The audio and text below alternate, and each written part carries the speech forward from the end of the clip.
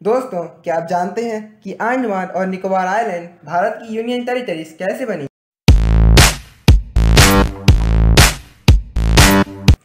चलिए पहले इसकी हिस्ट्री को जानते हैं। इसे हर समय ही एक स्ट्रैटेजिक लोकेशन के तौर पर यूज़ किया है। सबसे पहले राजेंद्र चोल फर्स्ट ने इन आइलैंड्स को इंडोनेशिया के श्रीविजय एम्पायर के अगेंस्ट यूज़ किया था। उन्होंने इन आइलैंड्स को मानक्कावरम यानी ग्रेट ओपन लैंड का नाम दिया था। फिर डेनमार्क 12 दिसंबर 1755 में यहाँ आ गया था और तमिलनाडु स्थित ट्रैंगिवार को हेडक्वार्टर बनाकर 1 जनवरी 1756 को निकोबार को डेनिश कॉलोनी बना लिया गया। उन्होंने निकोबार का नाम न्यू डेनमार्क रखा, लेकिन फिर आगे इसका नाम बदलकर फ्रेडरिक्स आइलैंड रख दिया गया। इसी की देखा देखी में ब्रिटिशर्स ने 1789 में अंडमान पर कब्जा करने के लिए चाथम आइलैंड्स में अपनी कॉलोनी बनाई। फिर 2 साल बाद इन्होंने अपनी कॉलोनी पोर्ट कॉर्नवालिस में शिफ्ट कर दी। हालांकि डिसीजेस जैसे मलेरिया के चलते इन्हें अपनी कॉलोनीज अबैंडन करनी पड़ी। फिर कई सालों के गैप के बाद 1858 में ब्रिटिशर्स ने पोर्ट ब्लेयर में एक कॉलोनी बनाई। इस कॉलोनी में द इनफेमस सेलुलर जेल या काला पानी भी इंक्लूडेड था। बता दें कि ब्रिटिशर्स द्वारा पोर्ट ब्लेयर में कॉलोनी की इस्टेब्लिशमेंट के 10 साल बाद यानी 16 अक्टूबर 1868 में उन्होंने निकोबार को डेनमार्क से खरीद लिया और फिर 1869 में इसे ब्रिटिश इंडिया का हिस्सा बना लिया गया। यानी अब तक ब्रिटिश इंडिया में अंडमान और निकोबार आइलैंड दोनों ही जुड़ चुके थे। मगर अंडमान और निकोबार आइलैंड को पॉलिटिकली 1872 में यूनाइट किया गया, जब इनका हेडक्वार्टर पोर्ट ब्लेयर को बना दिया गया। यानी अब तक ये अलग अलग आइलैंड से इन्हें अंडमान और निकोबार आइलैंड सिंगुलरली नहीं बोलते थे।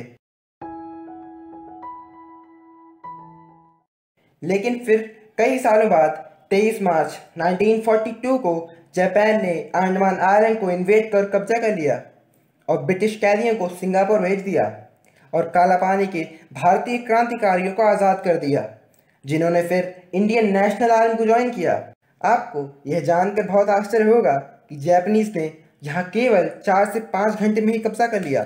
यह आईएनए और जापानीज आर्मी के कोऑपरेशन के कारण ही संभव था कि जिस दिन जापानीज ने साउथ अंडमान में एंट्री की, तब आईएनए के तैनात डिफेंस फोर्स ने इन पर हमला नहीं किया, जिससे जापानीज आर्मी को कब्जा करने में आसानी हुई। इंडियन नेशनल आर्मी के लीडर नेताजी सुभाष चंद्र बोस यह बात भली भांति समझते थे कि अगर भारत को यूरोपियन पावर से आज़ाद कराना है तो किसी दूसरे देश की सहायता लेनी पड़ेगी। वे दुश्मन के दुश्मन को अपना दोस्त समझते थे। उन्होंने जर्मनी और जापान के साथ अपने रिश्ते मजबूत किए ताकि वे अपने कॉमन एनिमी को हरा सकें। ये भारत के लिए बहुत ही हेल्पफुल साबित होगा और इसी कारण के चलते आईएनए ने जापानीज आर्मी को सपोर्ट किया था। इस सपोर्ट के बदले नेताजी सुभाष चंद्र बोस ने जापानीज को उन्हें अंडमान आइलैंड देने के लिए भी कन्विंस किया था और जापानीज यह मान भी गए थे। जापानीज ने ये आइलैंड्स उन्हें सौंप दिए और फिर फलस्वरूप 30 दिसंबर 1943 को नेताजी सुभाष चंद्र बोस ने अंडमान पर तिरंगा फहराया। लेकिन नेताजी सुभाष चंद्र बोस को इन आइलैंड्स का देना केवल नाम मात्र था।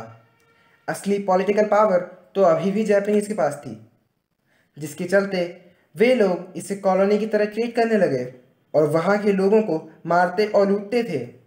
इसी के चलते कुछ ऐसी घटनाएं सामने आती हैं जो कि उनके आचरण को साफ दर्शाती हैं। The infamous Zulfikar Ali incident और हम्फ्रेगंज मैसेक्रे, जिसमें जापानीज ने जासूसी की शक के चलते 44 भारतीय नागरिकों को मारा, जिनमें से कुछ तो आईएनए के सदस्य थे।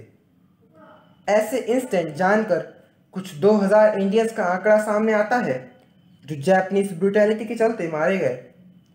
और ये अत्याचार तभी खत्म हुआ जब ब्रिटिशर्स ने 1945 में अंडमान पर फिर से कब्जा किया। ये आइलैंड्स भारत की आज़ादी तक ब्रिटिशर्स के कंट्रोल में ही रहे। इतना सब होने के बावजूद भी आज़ादी से पहले ब्रिटिशर्स ने यह इच्छा जताई कि सभी एंग्लो इंडियंस और एंग्लो बर्मीज इन्हीं आइलैंड में रहकर एक नया देश बनाएं यानी अब भी उसे अपनी ही एक कॉलोनी सेफ चाहिए थी, लेकिन ये कभी संभव ना हो सका। और 1950s में अंडमान और निकोबार आइलैंड भारत का हिस्सा बन गए, और फिर 6 साल बाद 1956 में इन्हें भारत की यूनियन टेरिटरीज बना लिया गया। अब आज की बात करें तो ये आइलैंड्स एक टूरिस्ट प्लेस बन चुके हैं। इंडिया यहाँ अपनी डिफेंस फैसिलिटी को 1980 से ही इंक्रीज करता जा रहा है। ये आइलैंड्स बे ऑफ बंगाल और अंडमान सी में हमारी प्रेजेंस को बहुत स्ट्रांग रखते हैं, यानी ये आज भी एक स्ट्रैटेजिक लोकेशन के तौर पर यूज़ किया जा रहा है। इन आइलैंड्स के 3 आइलैंड के नाम में भी कुछ बदलाव आए थे। 3 साल पहले 30 दिसंबर 2018 में पीएम नरेंद्र मोदी जी ने अंडमान और निकोबार आइलैंड के 3 आइलैंड के नाम में चेंज लाया था। वो इसलिए क्योंकि ये दिन अंडमान और निकोबार आइलैंड में नेताजी सुभाष चंद्र बोस द्वारा तिरंगा लहराए जाने का 75वां साल था, यानी 75th anniversary of tricolour hoisting by Netaji Subhash Chandra Bose on Andaman and Nicobar island. Ross island का नाम बदलकर नेताजी सुभाष चंद्र बोस द्वीप रखा, नील आइलैंड का शहीद द्वीप और हैवलॉक आइलैंड का स्वराज द्वीप। और अब अंत में यह बताना चाहूँगा कि इंडिया यहाँ 10,000 करोड़ रुपए इन्वेस्ट कर इसे एक डेवलप्ड एरिया के रूप में ट्रांसफॉर्म कर रहा है। चलिए देर में ही सही, लेकिन यहाँ इन्वेस्टमेंट शुरू तो हुआ। ऐसे ही और इंटरेस्टिंग वीडियोस के लिए हमारे चैनल को सब्सक्राइब करना और वीडियो को लाइक ज़रूर करना।